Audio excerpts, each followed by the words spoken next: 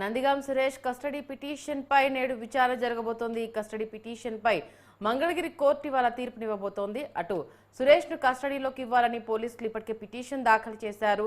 ఈ నేపథ్యంలో కోర్టు తీర్పు కోసం సర్వత్రా ఉత్కంఠ నెలకొంది. దీంతో పాటు టీడీపీ కార్యాలయంపై దాడి కేసులో మాజీ ఎంపీ నందిగాం సురేష్ ను అదుపులోకి తీసుకున్న విషయం తెలిసిందే. ముందస్తు బెయిల్కు వెళ్లిన కోర్టు నిరాకరించడంతో ఏపీ పోలీసులు నందిగాం సురేష్ ను అరెస్ట్ చేయడం జరిగింది.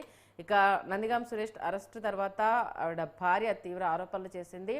అనవసరంగా నా భర్తను దీంట్లో ఇరికించే ప్రయత్నం చేస్తున్నారు, నా భర్తకేమన్నా అయితే మాత్రం ఖచ్చితంగా దీనికి భారీ మూల్యం చెల్లించుకోవాల్సి ఉంటుంది అంటూ కూడా ఆవిడ చెప్పడం జరిగింది. కింది కోర్టులో న్యాయం జరగకపోతే సుప్రీంకోర్టుకు వెళ్తాము, ఈ అంశానికి సంబంధించి ఖచ్చితంగా ఎలాంటి ఆధారాలు లేవు, నా భర్తకు సంబంధం లేకపోయినా తనను దీంట్లో అదుపులోకి తీసుకున్నారంటూ కూడా నందిగాం సురేష్ భార్య తీవ్ర ఆరోపణలు చేయడం జరిగింది. సుప్రీంకోర్టుకు వెళ్తాము, ఇక్కడ కూడా న్యాయం జరగకపోతే ఎంత దూరమైనా వెళ్లేందుకు మేము భయపడమంటూ చెప్పడం జరిగింది. ఈ నేపథ్యంలో మరి కస్టడీ పిటిషన్కు సంబంధించి అయితే ఏపీ పోలీసులు ఏపీ హైకోర్టులో పిటిషన్ దాఖలు చేయడం జరిగింది.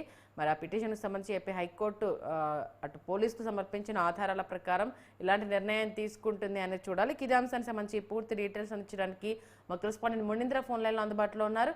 మునీంద్ర, ఇవాళ దీనికి సంబంధించి విచారణ జరగబోతున్నట్టుగా తెలుస్తుంది. ఇప్పటికే రకరకాల అంశాలు తెర మీదకి రావడం జరిగింది. డీటెయిల్స్ చెప్పండి. సంధ్య 2021లో మంగళగిరిలో ఉన్నటువంటి టీడీపీ కార్యాలయంపై అప్పట్లో వైఎస్ఆర్ కాంగ్రెస్ పార్టీ అధికారంలో ఉన్నప్పుడు జరిగినటువంటి దాడి ఘటనలో టీడీపీ అధికారంలోకి వచ్చిన తర్వాత దానిపైన విచారణ వేగవంతం చేసింది. ఇప్పటికే దాడిలో పాల్పడ్డటువంటి 100 మందికి పైగా కేసులు నమోదు చేశారు. ఇందులో ప్రధానంగా ఉన్నటువంటి వైఎస్ఆర్ కాంగ్రెస్ పార్టీ చెందినటువంటి నాయకులపై ఇప్పటికే కేసులు నమోదయ్యి వారిని కూడా ఒక్కొక్కరిని అరెస్ట్ చేస్తున్నారు. తాజాగా బాపట్ల ఎంపీ నందిగం సురేష్ ను కూడా సెప్టెంబర్ 5వ తేదీ హైదరాబాద్ లో అరెస్ట్ చేసి ఆయన మంగళగిరిని తీసుకొచ్చి విచారించి అనంతరం మంగళగిరి కోర్టులో ప్రవేశపెట్టారు. ఆయనకి 2 వారాల పాటు రిమాండ్ విధించినటువంటి విషయం తెలిసిందే.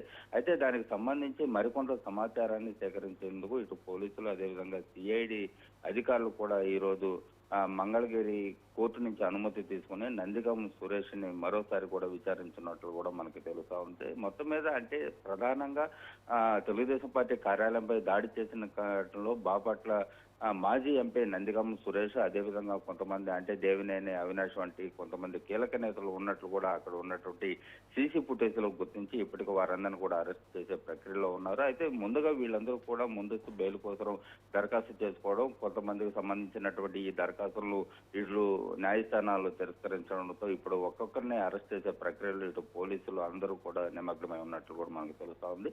అయితే మొత్తం మీద అంటే నందిగామ సురేష్ తో పాటు ముఖ్యమైనటువంటి వైఎస్ఆర్ కాంగ్రెస్ పార్టీ నేతలు ఎవరెవరు ఈ దాడిలో పాల్గొన్నారు, అయితే అప్పుడు ఉన్నటువంటి అధికారంలో ఉన్నటువంటి ప్రభుత్వం అదేవిధంగా అక్కడ ఉన్నటువంటి పోలీసుల నిర్లక్ష్యాన్ని కూడా ఇప్పుడు మొత్తం అంటే దాడి ఘటనకు సంబంధించి ఇప్పుడు పోలీసులు పూర్తి స్థాయిలో విచారణ చేస్తున్నారు. ఇదే క్రమంలో వైఎస్ఆర్ కాంగ్రెస్ పార్టీ చెందినటువంటి ముఖ్య నేతల్లో ఒకరైనటువంటి నందిగాం సురేష్ అప్పట్లో వారందరినీ కూడా వైఎస్ఆర్ కాంగ్రెస్ పార్టీ కార్యకర్తలను ప్రేరేపించి అదేవిధంగా తెలుగుదేశం పార్టీ కార్యాలయానికి దాడికి తీసుకెళ్లినట్లు కూడా స్పష్టంగా అంటే సీసీ కెమెరాల ఫుటేజ్ ఆధారంగా ఇప్పటికే పోలీసులు గుర్తించారు. అయితే ఎంతమంది ఎవరిని ఎక్కడి నుంచి సేకరించారు, అదేవిధంగా కార్యాలయం పైన దాడి చేసిన ఘటనలో ఎంత నష్టం జరిగింది, అదేవిధంగా వాటన్నిటిపై కూడా పూర్తి స్థాయిలో విచారణ అయితే పోలీసులు చేస్తున్నారు. అదేవిధంగా కొంతమందిని ఇప్పటికే దాదాపుగా ఈ కేసులో 20 నుంచి 25 మంది వైఎస్ఆర్ కాంగ్రెస్ పార్టీ చెందినటువంటి ముఖ్య నేతలు కూడా అరెస్ట్ చేశారు. అందులో భాగంగా ఏదైతే తాజాగా అరెస్ట్ అయినటువంటి నందిగామ సురేష్ ని ఈ రోజు ఇటు పోలీసులు విచారించి అదేవిధంగా కోర్టు అనుమతిని తీసుకున్న తర్వాత ఎవరెవరు అంటే ఇంకా ఉన్నటువంటి నిందితులు ఎవరెవరు ఉన్నారో అదేవిధంగా వారందరినీ కూడా గుర్తించే ప్రక్రియలో కూడా పోలీసులు ఉన్నట్లు మనకు తెలుస్తుంది సంధ్య. అలాగే నందిగాం సురేష్ అరెస్ట్ విషయంలో ఆయన భార్య అయితే తీవ్ర ఆరోపణలు చేసింది. ఎందుకంటే సంబంధం లేకుండా కేవలం కక్ష సాధింపు నేపథ్యంలో నా భర్తను అదుపులోకి తీసుకున్నారు అంటూ ఆవిడ చెప్పడం జరిగింది. ఆయనకి ఏదైనా జరిగితే ఖచ్చితంగా దీనికి సంబంధించి భారీ మూల్యం చెల్లించుకుంటారంటూ కూడా ఆవిడ మాట్లాడడం జరిగింది. మరి ఇవాళ దీనికి సంబంధించి ఆవిడ తరపు నుంచి ఏమన్నా వర్షం వినిపించిందా? అయితే ఈ నందిగామ సురేష్ ఇప్పటికే అంటే ఏదైతే 2021లో దాడి జరిగిన సంఘటనలో నందిగామ సురేష్ నిందితుడుగా ఉన్నటువంటి విషయాన్ని స్పష్టంగా పోలీసులు అయితే గుర్తించారు. అయితే దీనికి సంబంధించి ఆయన ముందస్తు బెయిల్ దరఖాస్తును పొడిగింపు కోసం ఆయన దాఖలు చేసుకోవడం, వాటిని తిరస్కరించడం, అదేవిధంగా కుటుంబ సభ్యులతో కలిసి పరారయ్యేదానికి హైదరాబాద్ వెళ్ళినట్లు కూడా మనకి సమాచారం ఉంది. అయితే దీన్ని పసిగట్టినటువంటి పోలీసులు వెంటనే దాదాపుగా 6-7 బృందాలుగా ఏర్పడి నందిగాం సురేష్ను పట్టుకునేందుకు 6-7 బృందాలు హైదరాబాద్కు వెంటనే ఒకటేన వెళ్ళి అక్కడ ఉన్నటువంటి హైదరాబాద్ లో ఉన్నటువంటి నందిగాం సురేష్ను కుటుంబ సభ్యుల సమక్షంలోనే అరెస్ట్ చేశారు. అయితే మొత్తం మీద అంటే కుటుంబ సభ్యులు తన భర్తకి ఎలా నందిగాం సురేష్ సత్యమని తన భర్తకు ఎలాంటి సంబంధం లేదు అని చెప్తున్నప్పటికీ కూడా ఇక్కడ సీసీ ఫుటేజ్ ఆధారంగా ఏదైతే నందిగామ సురేష్ సంబంధించినటువంటి అనుచరులు వారందరూ కూడా ఉన్నట్లు స్పష్టంగా గుర్తించిన తర్వాతే నందిగామ సురేష్ని నిందితుడిగా చేర్చారు.